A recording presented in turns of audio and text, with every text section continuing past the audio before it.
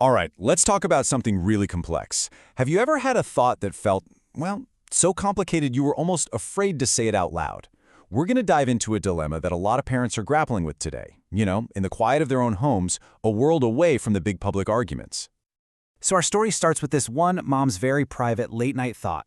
It's a fear she feels like she can't even whisper.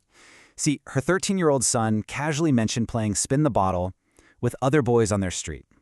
And later that night, what does she find herself doing? She's scrolling through real estate listings, and she's driven by this one little sentence that's just looping in her head. And you can see why she feels completely trapped, right? On one hand, she sees herself as a good, progressive person. She genuinely believes in respecting all kinds of families. But on the other hand, there's this deep, primal hope she has for her son's future. And it really feels like the world is giving her only two boxes to check. You're either affirming or you're bigoted. There's just no language, no space for the messy, complicated truth of what she's actually feeling. And that's the thing. This isn't just about one mom's story. It's actually a perfect window into a much, much bigger cultural conversation that's happening right now. So in this explainer, we're going to unpack that. How this very personal fear opens up a huge public debate that really affects all of us. I mean, her conflict is just this painful tangle of feelings. She has this genuine fear for her son's future, but then boom, right away, she's hit with this wave of guilt.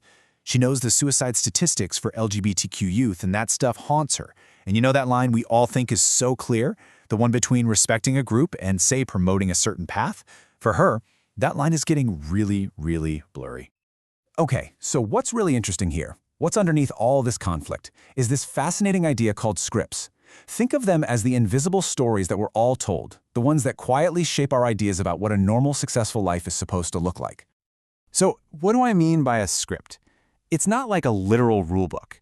It's more like an unwritten playbook for life that we all just kind of absorb. You know the one. Go to college, get a good job, get married, buy a house, have kids. That is a classic script. And we pick these things up everywhere, from stories, from the people around us, even from just little comments we hear. And they all work together to build this picture of what a normal life is. And this is where you can really see the tension. For, generations, the main script, the dominant one, was pretty straightforward. You grow up, you marry someone of the opposite sex, you have biological kids. But now, there's a new script being taught, especially in schools.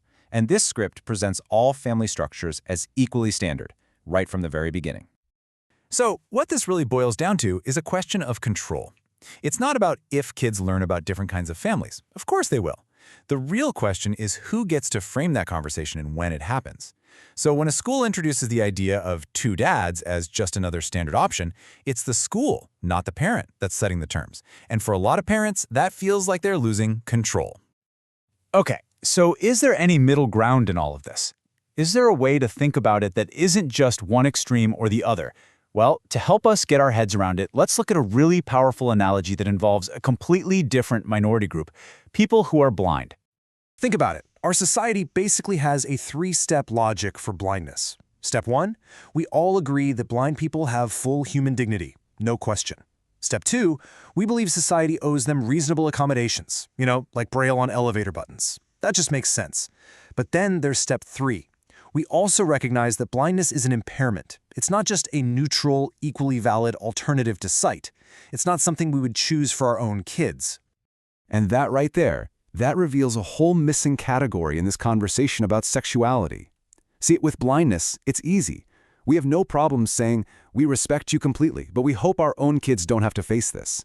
But when the topic is sexuality, that middle ground, that space where you can respect a group while still preferring a different path for your own child, that has become incredibly difficult, almost forbidden to say out loud.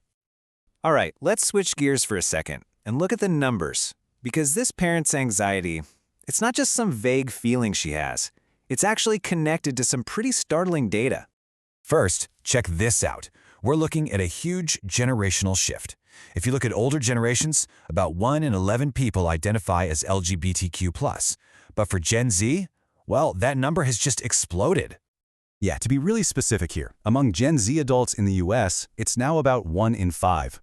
Just think about that. That is a massive demographic change to happen in such a short amount of time. But, and this is a really important but, there's the other side of the coin. This growing group also faces a much, much higher risk of mental health struggles. A truly staggering 4 out of 10 LGBTQ youth have seriously considered suicide just in the past year. This is the kind of statistic that absolutely keeps a parent up at night. So here's the really difficult part. You have to connect those two pieces of data. Even if society becomes way more accepting, if the total number of people in a high-risk group gets bigger, then the total number of people who get hurt can also get bigger. It's just, well, it's simple but pretty heartbreaking arithmetic. So this brings us to a really crucial point. What if we've been asking the wrong question this whole time? So much of this debate gets stuck on judging people's character. Is this parent a good person or a bad person? But what if the real issue has nothing to do with character at all? Because the real debate here isn't about whether one individual parent is tolerant enough.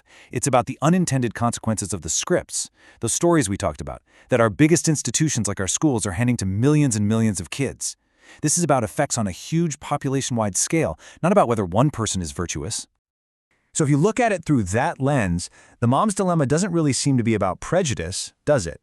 It's more like a chain of logic. She thinks, okay, if the school scripts this as just another equal option, it makes it more likely my son will follow that script. And she also knows from the hard data that this path, this identity, comes with a higher risk of mental health challenges, plus the obvious reproductive constraints. For her, it's a risk assessment, plain and simple. And that leaves us with the real, incredibly tough question that's at the very heart of this whole debate. The question isn't, do gay people deserve respect? Of course they do. The real question is, which life scripts should our big institutions be handing to our children knowing that the scripts they choose will change how many kids end up in a minority category and therefore are exposed to the risks that come with it? Because in the end, the culture is only giving her two labels to choose from, affirming or bigoted.